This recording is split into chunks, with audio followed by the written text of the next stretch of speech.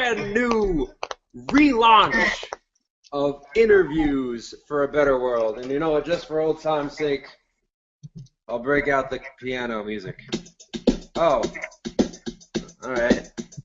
It's different this time. Alright, enough of that. It's no longer, well, News for a Better World. Now I changed the name to Interviews for a Better World because it sounds sexy. And I have a guest right now, a very good friend, Chad, here, the world-renowned marketer of the internet, here to have a delightfully laid-back conversation about life. How's it going, man? Doing amazing, man. How are you? I'm good. Hanging out in my pink shirt, drinking my tea, just feeling wonderful. Your decor always matches your shirt. I think you like change your backdrop with your clothing. I'm like a colorful chameleon. You are. Cool.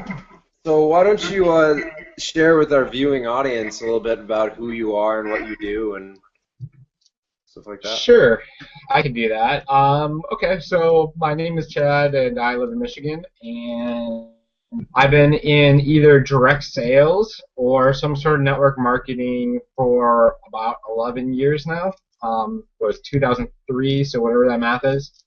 And I never did very well in the residual aspect of our business. When I did door-to-door, I did door-to-door sales, and you see the craziest shit ever. Like like naked people come to the door. You'll get drunks in trailer parks trying to fight you.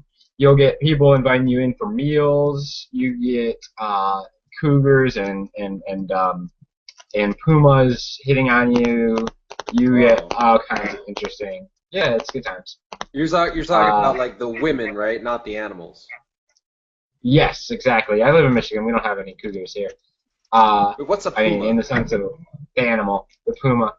They're cute. So yeah, pumas are the younger version. They're like the, what is it, like 28 to 38-ish women. Anyways, it's a good area. Anyways, so do that, and then I got more back into network marketing and didn't make anything, and then I got into online marketing and spammed around for a while, and then I found the company that we are both currently involved with about 6 months ago. Had some really success right away, got lazy, didn't do anything for a while, then just decided to take massive action, and you know, my life has never really been the same. So. Sorry, there's a train coming in my room right now. It's like kind of like did you see the first Ghostbusters? Oh yeah, the Ghost remember train. There being a train coming through. Oh, I think it was in the underground tunnels, and it wasn't supposed to be trains, but that's like my room. No, but anyway, so yeah, so I do internet marketing, and we are a part of a huge launch, and it's very, very, very, very exciting. It's just going to be records broken all over the place, and I don't mean like the round records you listen to music on, or at least old people did. I mean like money-making records. So, I mean, you know, I could go on about that kind of stuff. You had specific questions, maybe? I don't know. Yeah. I think. Do you think that the subject of internet marketing and that whole genre of network marketing and stuff is still taboo, or do you think it's coming into more of a common acceptance? You know, it's weird. I actually reached out to, like, I don't even use my phone. I actually didn't have a phone for about 2 months. That's how I was actually struggling about 3 months ago. My phone got shut off, so I didn't have a phone for like 2 months. It was actually pretty awesome because you're kind of isolated from the world, and you just focus on what you're doing and your online stuff. But actually, because of this launch and how big of a deal it is, I knew it was a special time, and special times take special situations. And so I kind of just went into a mode, and still going into mode, where I'm just doing whatever it takes to make this the biggest thing ever in my life. Just if you do this something like this right, you can just change your world in an instance, right? So I was actually reaching out to some people, and a lot of people that aren't in the internet marketing world. Most of them, actually. I think the only person that actually was in it.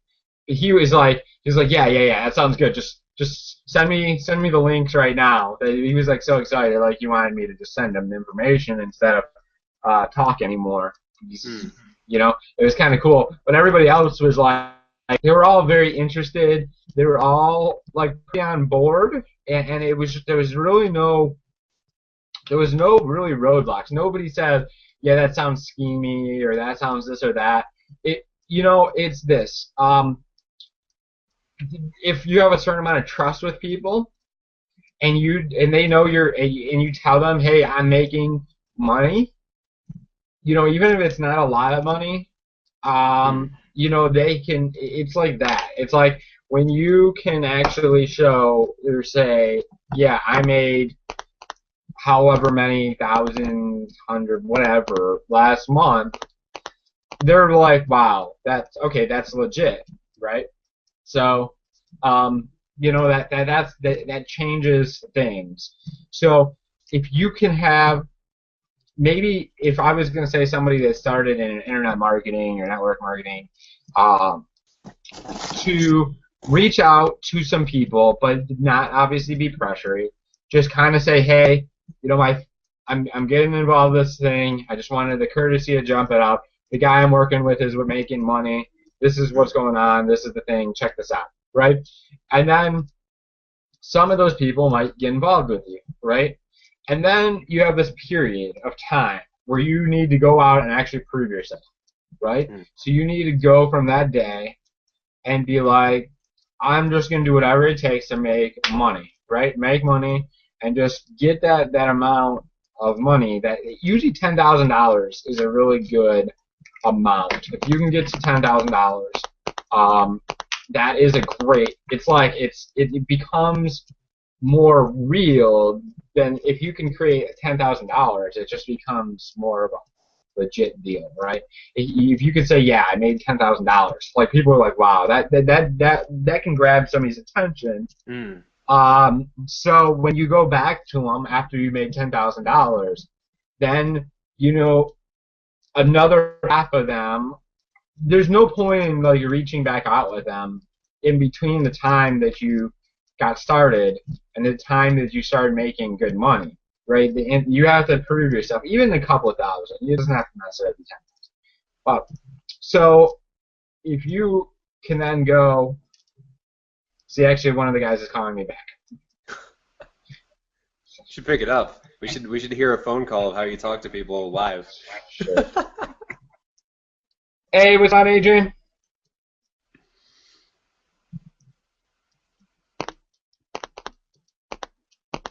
Hello? I think he pocket dialed me. Hey, hello? Adrian, are you there?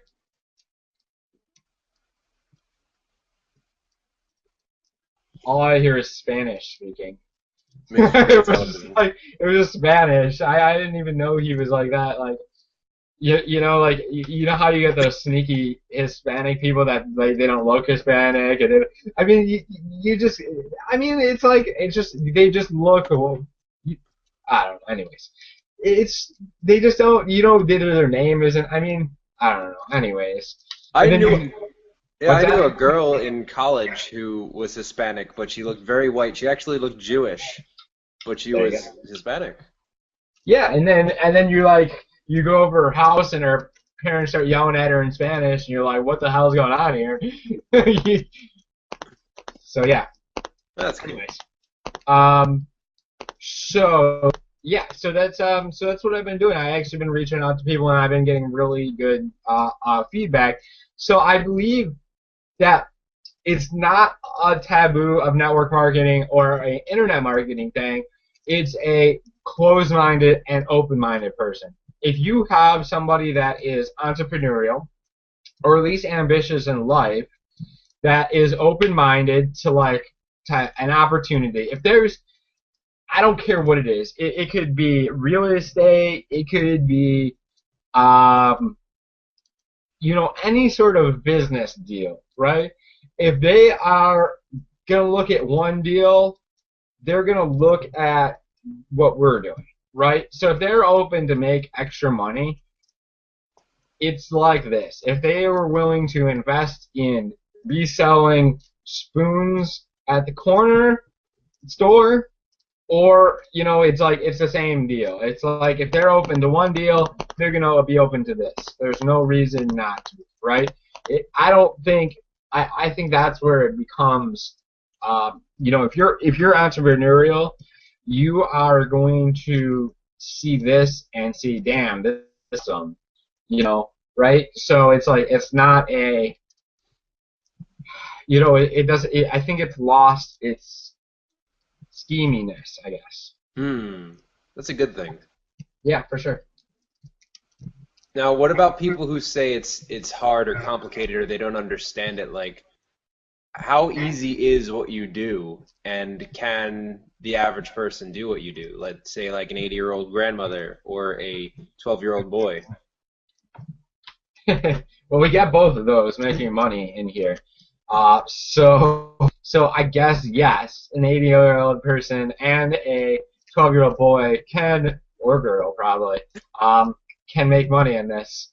But those are, I'm gonna say abnormal 12-year-old boy and an abnormal 80-year-old grandma, I'm guessing.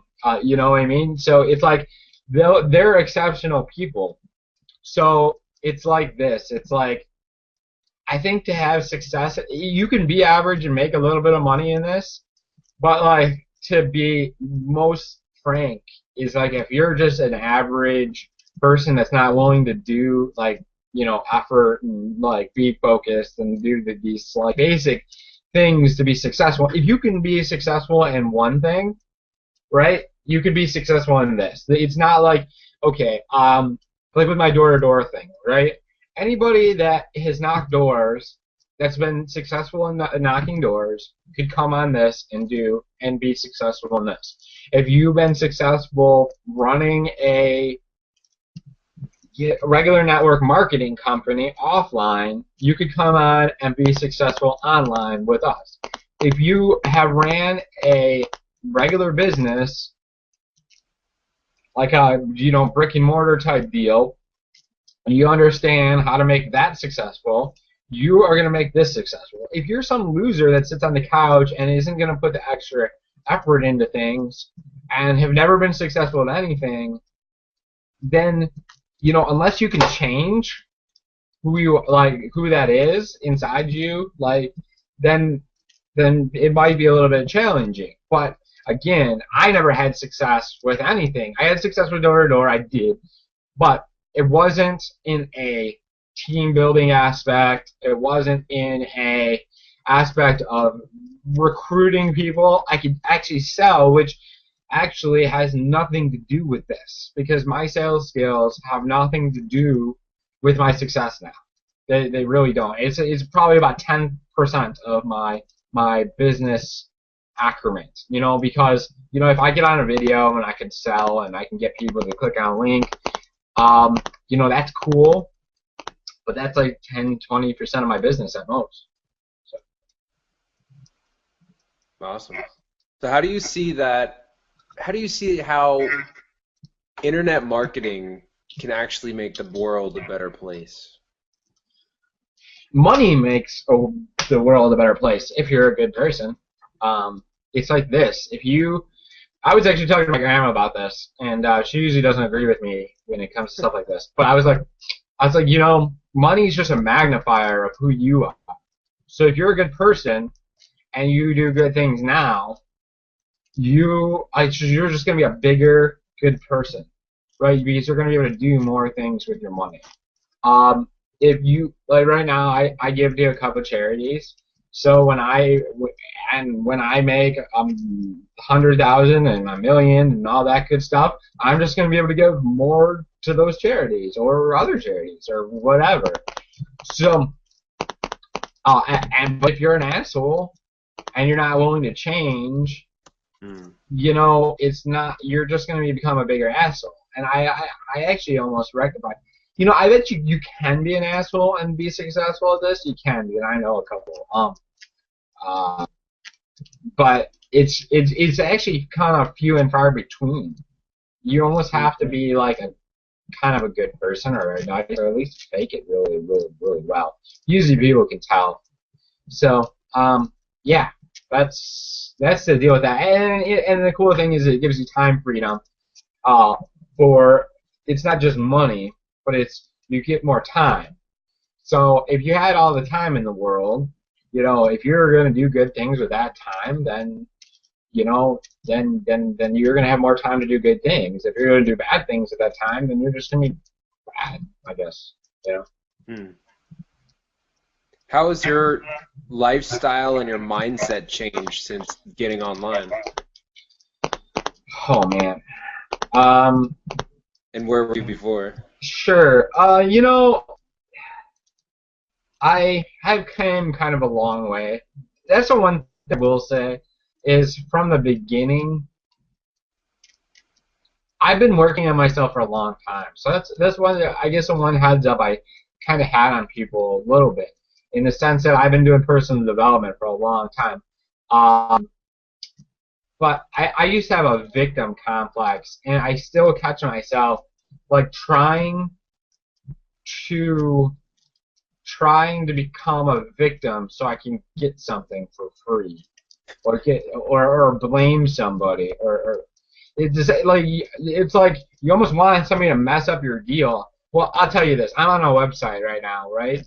And I think and I'm buying advertising on this website, and it wasn't expensive or anything. It was $100, and you get all these, you know, impressions for your banners or whatever. And I took a click tracker link, and I put it in there. And when I looked at the clicks and that people were actually clicking the link, and then the clicks that they were saying people were clicking on it, it was like night and day. It was like they were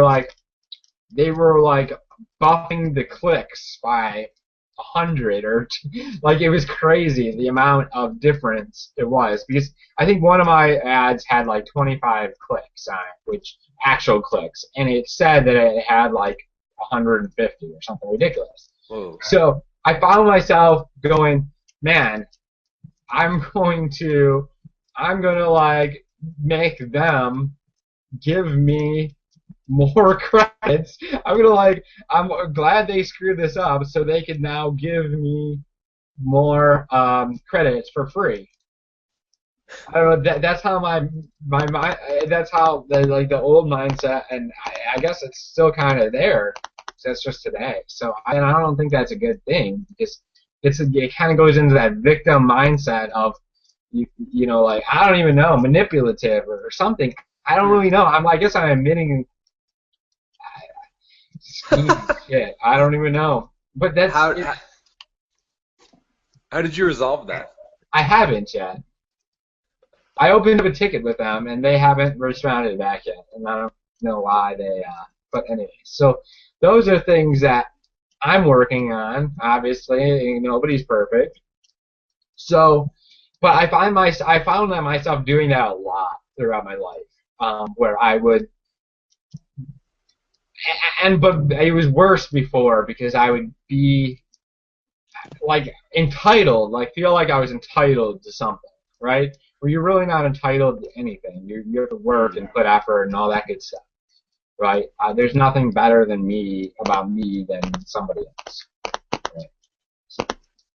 I think that's awesome, man, that you recognize that in yourself when you catch yourself, because that's like an innate human thing that we're not born with it, but we're all grew up in the same society, And so we sort of like get this programming, this like guilt consciousness, this victim mentality, whatever, from the people that were raised around. So it's just like everyone is kind of raised in a similar situation. Like the consciousness of everyone is like kind of taught from generations to be victims. So it's kind of rare for someone like you to sort of catch yourself like that, which is really good. Yeah, it's you know, it just has to do with being around these like powerful leaders that you listen to them and the way that they look at the world, and it's just drastically different than most people. And you know, you change, you change. Like listening to audios and listening to powerful people, it just you change and you become better every time you're around somebody that's better. You know, it just pushes you to be to improve, right? Sure. What do I do now? Thank you. My bad. Why do you think yawning is contagious? I think it's a mental thing, man. It's like this. So Rob, your nose itches, right? Hmm. See, Oh my God. It does. Yeah. Sick. It's a mental thing. It's like you know, you see somebody drinking water, so you're thirsty. You know, stuff like that. Does that mean like it's a psychic connection? We're all psychic. Yeah, exactly. That's what I meant. Completely. I don't know. I think it's maybe like it's like a modeling thing. Like we don't realize it. Like you know, when you're around somebody, like body language, you like somehow it's like and like a like the whole you know, don't look at a blue elephant. Don't think of a red dress. Don't think of a, you know, that kind of thing. It's like you see it, so it just pops in your head, and it becomes subconscious. Hmm. Yeah. The negative language patterns. Negative, positive, whatever. Hmm. It's everything is like a pattern of some sort, you know. Language is really crucial, especially for marketers. Like, how do you use language to get your point across to people? Oh, I throw in like 30 embedded commands. Like by now you realize that you should click on the button if there's a button down there. You know, just all kinds of different things like you know, snaps to bring you into consciousness, and you know, being able to pop visuals into your mind, you know, like they think of you as like a more powerful person, you know, voice fluctuate, if I could, fluctuation. I can't even speak. I don't know why you're asking me about talking. I can't even. Anyways, yeah. So yeah, there's all kinds of cool stuff that you can do with the words and getting you to think different thoughts and pop visuals into your head. I did a cool email the other day. I was like, you know, because people, I'm sure, are sick of my emails being all hypey. And I basically sent an email that said that, you know, all sales is exchanging feeling, right? It's just, and to be a better salesperson or better marketer, you have to get hyped up. You have to get energized. You have to create that transfer. I'm giving you this, and the more excited that I can be, the more excited that you can be. So it's like just a transfer of emotion from me to you. So it's like, and then creating. It's not about what I make you think. It's about how I make you feel. So if I can make you feel warm and fuzzy, feel like you want to buy whatever we're selling, you know, it's going to it's going to be better off, right? It's going to be a better way of transmitting my feelings and whatnot. The interesting thing is that this information has been around for like thousands of years, but it's been used to manipulate people, especially in the media. They manipulate people's feelings, so they induce feelings of fear and panic, so they can manipulate them. So I think now is like the age where people are actually starting to use it for good instead of just controlling people. Yeah, no, that's. I mean, if you watch the news, you'll hear like 20 embedded commands about you being freaked out and like like the world's falling over any second now. So yeah, so it's like you just have to flush that. You have to get rid of that out of your mind. Like it's funny every time somebody gives me the objection of they don't have any money, and I ask them do you have a TV? And I'm just waiting for that person to say. Well, yeah, and I'm like, well, so it's it's losing you money. It's sucking money out of your bank account. So I'm like, if you need money, then you need to get rid of your TV because it's just a waste of money, and especially if you have cable too. But so I'm just waiting for that person to like actually do it because that person is serious. Like I've sold multiple TVs. I've sold DVD player, Blu-ray player. I actually sold my freaking car. So I sold my car. Yeah, I had a crazy situation. One of my people came to me and said, "Hey, are you all in?" And I wasn't at the time. I was only up to the 15K level, and so she's like, "Well, I'm going all in. I'm busting out my 401K." And I'm like, huh, that's pretty interesting. What's funny is because do you do affirmations? Yeah. Yeah. So my affirmation is why is it so easy to make $3,000 a day every day with our company?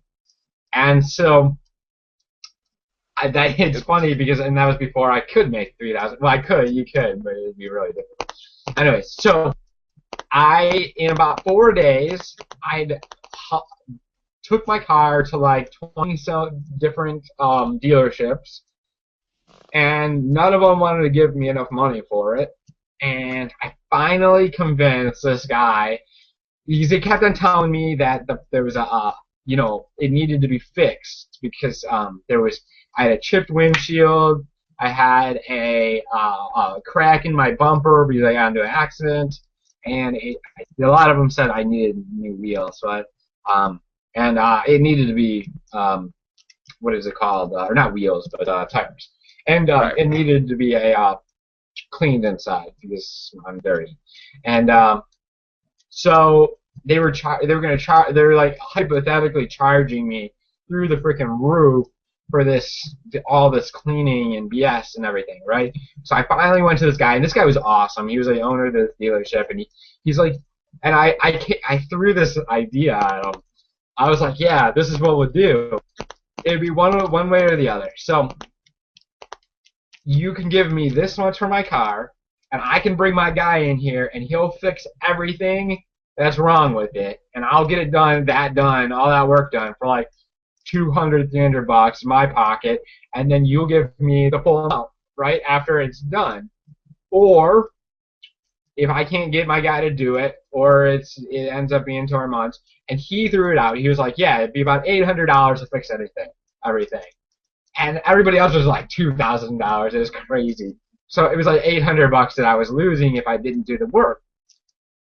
So I was like, but he said $800. I'm like, that's awesome. So I ended up getting, because I owed a certain amount on it, and so I ended up getting $1,500 from that, and I ended up borrowing a certain amount of money from some people, and then I was like $100 short at the end of it, and I had this watch that my boss gave me, and it was he told me it was real, but it wasn't. It was a Breitling, which is like a really expensive watch. It was anyways, it's a really expensive watch, and he told me it was real, but it wasn't real. It was actually a really, really high-end knockoff. But so I ended up went into this pawn shop, and he's like, He's like, is it real? And I'm like, nah, really no. So he like called this dude up, and he's like, hey, could you come down here? I guess they had another store. So he came down, he looked at it, he's like, you know, it's a really high-end knockoff, but it's not real, blah, blah. We can't do anything with it. So then that guy leaves, and I'm like, fuck, dude. He's like, dude, I really like this watch. It's really sweet looking. I know, you know, it's not real, but I'll give you $100. And I'm like, I will take that deal. And I took $100, and I went all in, and I next day had a $4,600 day. That's awesome. See, you manifested that, man. You created that. I did. Wow. Huh. Yeah, I think it's in the company we're with, because I had a $4,000 day myself. I think it's like easy to take that stuff for granted sometimes. Yeah. And then you kind of forget that that's completely alien to the normal like person who's like kind of working their ass off, grinding at like a really low paying job or working 2 or 3 jobs at a time, or it's like. But we came from that world too, you know. So it's just I think the cool thing about what we're involved in is that we don't forget where we came from, like most other people who are successful, you know. Yeah, no, definitely not. Well, it's part of our story, you know. It's it helps us connect with people, right? Because if you just say you know, I'm making $8,000 a month or $10,000, $20,000 a month or whatever, and you don't connect the dots from where you came from to how you got there, most people can't connect with that. They see you as some sort of alien, that you have some superpowers that they could never have, and that that there's no way that they could do it because you're an alien and you know how to do all this fancy stuff, right? But when you show somebody that, hey, even 2 months ago, my cell phone was off because I was struggling in my business in the sense of, you know, I was getting people signed up here and there, but it wasn't, you know, I wasn't making big money. And then when I have a $4,600 day, and then I leverage that into another, you know, $3,000, $4,000, $5,000 that month, and then probably take that and leverage it into another probably 20, 30, 90, you know, whatever for this month with the launch. Knows it's crazy. But yeah, so so obviously income disclosure. We haven't talked about our company, what specific company, but income disclosure. You know, I don't know if you can do this. I can do that. We make money. Doesn't mean that you're gonna make any money. We are above average folks, and we decide to do whatever it takes. Obviously, none of the stuff that we just talked about, and I really haven't even shared really that with anybody with a car selling thing, or really the cell phone thing either. You know, so this is all things that I just got through them, right? So I'm getting through you don't talk about your problems when you're going through them, you talk about them when you got out of them.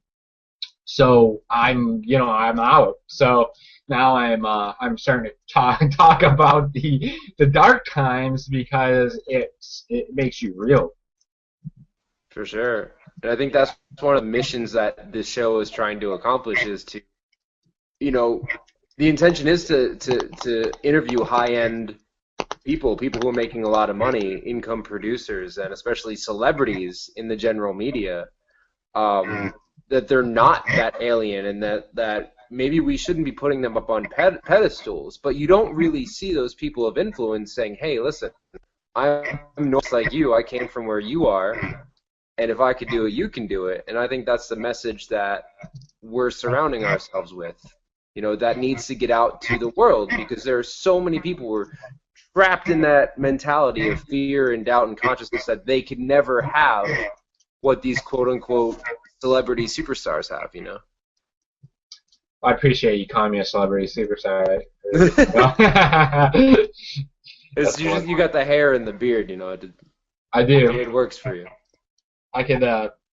I told this girl we were at a bar and she was kind of drunk, and It was right when the Steve Jobs movie came out, and I told her that I was playing Ashton Kutcher's stunt double. I think we both could get that role. We could. Should write a movie. You're like the short hair Ashton, and I'm like the long hair, dirty Ashton. Yeah, clean Ashton and I'll have to tell him about that. Yeah, I'll pitch him the idea. Hey, Ashton, you should make a movie about the two guys who played your stunt doubles, your stand-ins in that Jobs movie. I think that'll be a bestseller. Well, here you go. This is what you do. You tell them, you know, if you ever have a date situation that you can't figure out, you're like, I don't know if I want to go out this one or this one. We could test it out, and then whichever one wins, you know, we'll let them know. We'll write down, you know, recommendations, and then he can do the second date. So it'll be like a pre setup. You know, it could be like a hiring agency for women. I don't know if he has that problem. He's probably gonna watch us and think we're ridiculous, but we are, and I like it. We are ridiculous. But if you could see, I'm not wearing any shoes, so it's kind of like I'm not either. Ashton Kutcher meets Dave Wood. You know what's funny is I didn't I actually didn't wear shoes for about 3 months when I was like I didn't really go like because when I was poor I couldn't go anywhere because I didn't have any money to do anything, and then I was marketing and then my grandma, she lives actually across the street from me, so I go and visit her like 3-4 times a day, so I just walk over there with no shoes, and then it's actually starting to get chilly, so I might have to start wearing shoes. I'm kind of pissed. It's good for balance and posture and your spine. Yeah, I hear, and just being connected to the earth. That's a lot of ground. Do that. I don't know. I'm not. That's not why I. I mean, I guess it's kind of cool. Actually, it's cool. One of the things I do is when I'm walking back from over there, I have like really nice soft grass in my front yard. So I walk through the really soft grass with my no shoes, and it's kind of cool. Yeah, I like to do that when I do Tai Chi. Want to know something weird? I tried this out, right? It's a little strange, but a friend of mine said that if you cut up onions, right, and put them in your socks while you go to sleep, that'll help detox your feet. And I wanted to try that out. Yeah. So I did that yesterday. Yeah? I don't think it worked. It just made my feet smell like onions. I've never heard that, but I heard that if you leave an onion out in the air, or if you leave it out on the counter and let it sit there, that the onion sucks up all the bacteria and dirty shit in there. Yeah, I guess so I can imagine the same principle. I can imagine that would work with your feet. That's just really strange. I can wear socks in bed, so that's like two things that'd be kind of weird for me. Well, I shot a video about it. I'm gonna have to post that on my blog today. Yeah, you should. You'll get all the weird feet fetish people going to your blog. Oh, that's so creepy. Those people are out there. They're like, can I lick your feet? Onion flavor. Dude, we had this guy that was our boss in this company. I did a door-to-door gig selling lawn care once, and our boss, I don't know if he was going through his phone or what, but every picture in his phone were feet. It was so weird. And shoes, feet and shoes. It was just so creepy. Yeah. Some people are strange, but you gotta love them. Indeed. But yeah, so yeah, I don't know, man. I'm just really pumped about this. I've actually, like I said, I haven't used the phone in months and months to market or do really anything. And so I've been on the phone all day, so I'm surprised I can actually still talk. I'm gonna have to get lemon or honey tea or something for the vocal cords. Yeah, you should do that. Ginger's good. gingers. I hate ginger. Really? Yeah, man. You know, I think one of the reasons is you know, when I was dating this girl, and we were kind of like already kind of fighting at that time, and she took me for sushi, and she like made me eat the sushi the way with the, you know, the ginger to clean your palate, and like the wasabi and the soy sauce, and I find that the grossest thing in the world. I love sushi. Don't get me wrong. I love sushi all day long. I could live on sushi, but doing it that way was just so disgusting to me. And then when I found out the right way, I was like, I'm so glad that I gave it another shot. I like this. We were at a business meeting or something. This guy was like, "Yeah, this is what I do. I take this. It's like red hot sauce. It's like sriracha. You had sriracha, right? Sriracha, yeah. Yeah, sriracha. The rooster sauce, of course. The cock sauce. Yeah. Cock sauce. Exactly. But yeah, so that and spicy mayo, and so I dunk it in the sriracha and the spicy mayo, and that's delicious. Best thing ever. You're a fan of spicy food? Oh yeah, and Thai food. Love Thai food. Indian food. Where do you live, Rob? I live in Pennsylvania at the moment. So you're gonna be in DC? Yep. Sweet. I will be there also, and then I'm actually going to Orlando. So I'm Oh, okay. I wanted also to go. Well, I'm going to both, so I'm going to go to DC, and then so I don't know if this is how last minute I am.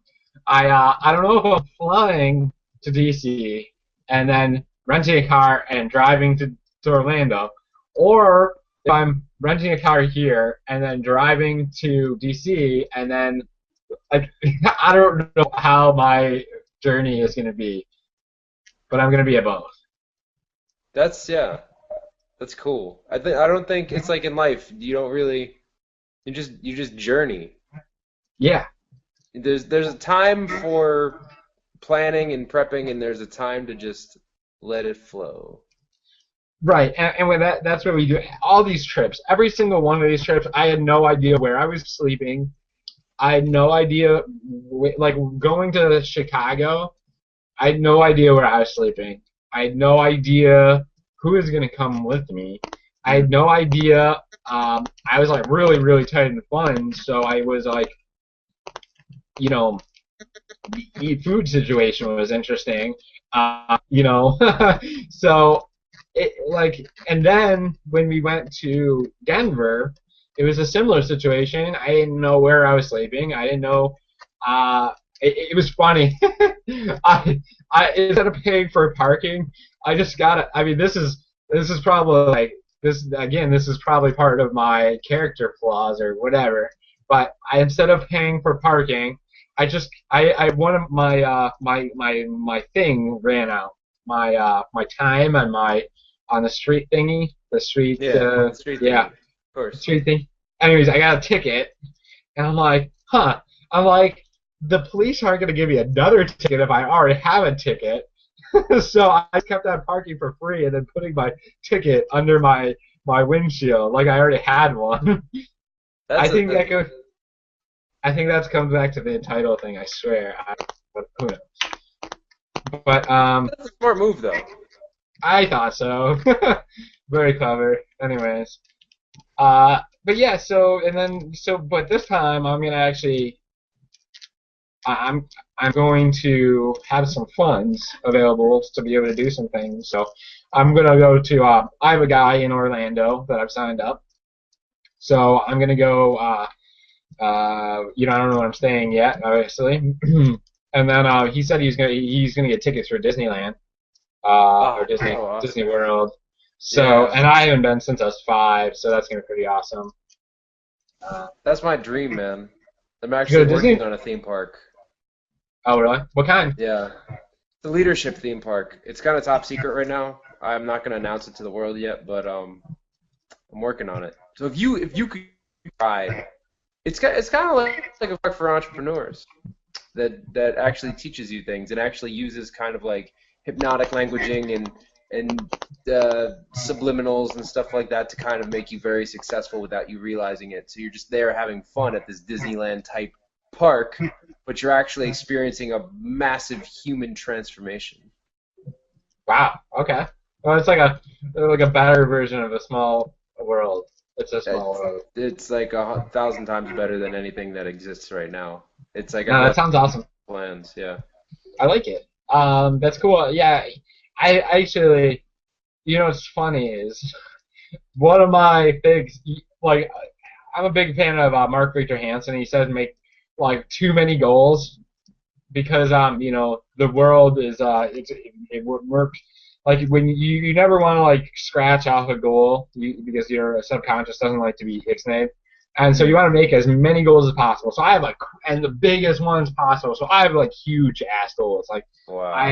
I want to. You ever see the picture of the underground or underwater hotel? Oh yeah. Yeah, there's one in Fiji, and then there's one that I think they're building in Dubai, right? So I want to build one in the Caribbean. So I want to be an investor / designer / lead role on that. Well, just build one at my theme park. There you go. Yeah. We can have your theme park in the underwater hotel. Oh, it's gonna be it's probably gonna be the size of like 3 Disney Worlds. Ah, okay. Well then, it's gonna be pretty big. There's a lot of pavilions. Fair enough. Yeah. So I'm gonna do that in the Caribbean, and then but what one of my things is to get rich and convince George Lucas that they need to build a Star Wars theme park. They're already doing that, dude. I know that this was like 5 years ago when they weren't doing it. So my thing, I subconsciously that you could thank me for a Star Wars theme park. Thank you. You're welcome. So I want to know what ride you would contribute to my theme park. What ride would you come up with? Huh. I guess the do whatever it takes whirl a wheel. I don't. That's a good name. Yeah, I thought so. Yeah, no, I think my mantra is really just do whatever it takes. It's like, it's crazy. You get these superpowers when you're just. It's like this. If you had to come up with, okay, you ever hear the thing where it was like, yeah, you're in a hospital with the person that you care about the most, and the doctor looks at you and he's like, I'm sorry, we can do something for her or him. However, the surgery's going to cost $100,000, and you can't borrow it, you can't win it, you have to earn $100,000 in the next, they only have really a year to live, or 6 months, whatever you want to be your goal, right? And so if you live like that, where you're going to do whatever it takes to be successful. It's like, and then you just chunk that down, and you're like, okay, so if I have to get one sale today, so I have to do whatever, if that person's gonna live or die on me getting one sale today. What do I do to get one sale? Okay, so I got that one sale. Now that person's gonna die or live. It's like Mario, in the very first ones where you get to the castle and you think the princess is there, but then the princess is really in another castle. That bitch was playing with your heart. Sorry. She's always in another castle. She's always in another castle. So it's like this. You just keep on stepping it up, and you're like, well, how okay, so now you got to do 2 a day, or your cat is it's gonna bite it. I didn't want to be personal, like grandma or something. That would be too sad. But so I was like cat, But yeah, so if you do that with your business, you're gonna be successful. It's an and I know this is a crazy way to think. It really is. It's such a weird way to live. It really is. But they said, it's like weird people are the ones that are going to be successful. Yeah. Yeah, you gotta have you gotta step out that normal thinking. You gotta have something dramatic snap you into action, you know? Yeah. Yeah, for sure. It's like it's most people are not willing to do what it takes. So it's like they don't get those abnormal lives. They don't get the massive success, stuff like that. So it's like, yeah, it's like a mother whose baby's being crushed under a car, and just automatically their adrenaline surges and they're able to transform into the Incredible Hulk and lift the car up. True story. Yeah, exactly. We're capable of so much more. It's like weird. You can actually reach feelings. I'll tell you this. I had a weird thing. It was something similar to, not so much like the car deal, but because it wasn't that much, obviously. But when I was 8th grade, 7th grade, something like that, I was nerd. Very small. I was tiny. I was 100 pounds, if that, in middle school, right? So, and we were wrestling around on this trampoline with these kids that I was sort of friends with, but not really. And they're kind of like the bullies, they learn to respect you later on, but they were just assholes, really. And I don't even know why I was hanging out with them, but that was really the way it was at the time. So, and the one kid was huge. He was probably 220 pounds in 8th grade, right? Maybe that might be exaggerating. I don't know. But he was holding me down and just wouldn't let me up, right? And and there was a couple of them, right? And I was flipped out, a switch just broke. It busted in me, and this power just blew up. I got that Incredible Hulk type energy, that strength, and I was able to throw these kids around like nothing. It was as soon as I broke out underneath this kid, I then threw every single one of the kids off the trampoline. It was messed up. It was weird, and the cool thing is you can actually embody that anytime you want. It's just using some tricks of the mind and doing different things, and the times that you've been most successful, the times that you bought something, the times you take action, you can recreate that in your mind. It's very powerful stuff. It's like the story of the man who's being held underwater. Yeah. It's a great one. Yes, that's a great one. But yeah, so yeah, that's the life right there, and just getting excited about this launch, and just how cool it's gonna be to see however many people just be log jammed into this funnel, and just be pushing more people and more people and more people into this funnel, and seriously, because of double opt-in, because it's so serious, a large majority of these people are going to see these videos, and they're going to go through, and they're going to be so excited to see that next video, and so excited to see the next one, and so excited the next one, and they're going to be, when it's $25, all day long, throw their freaking, women will be throwing their panties, like a rock concert. Wow. Cool, man. Well, I think we're going to end it right here.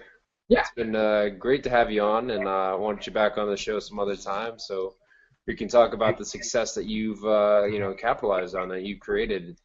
Yeah, it's always about leveraging successes. You have one success, and you just show off that success and just keep on building and building and building on that. And you should write that down right now. You're going to be successful. But thanks a lot, Rob. I appreciate it. Yeah, man. We'll talk soon. Thanks for being a part of this. Anytime.